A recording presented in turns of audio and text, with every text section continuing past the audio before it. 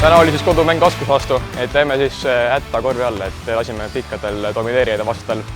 Kaotasime lauavõitsuse 29-60 ja lasime hästi palju mitmeid lihtsalt korvi saada just teiste ürituste pealt ja ründalauast.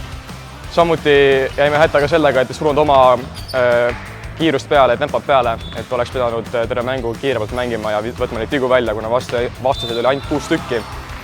Saime neid kätte ainult 9 vabaiset, mis on siis väga kehva, tabasime ainult 4, nii et see väga kehvasti. Plusspoolelt oli see, et saime 2 korral hästi minema, ehk siis alguse poole ja teise poole alguses saime hästi minema, aga just see teine pool veerandajast läks kogu aeg lappe ja sealt tulid siis vastased järgi oma siis spurtidega. Järgmine mäng on meil siis Keilas 8. märtsil kell 19:40. Näeme saalis!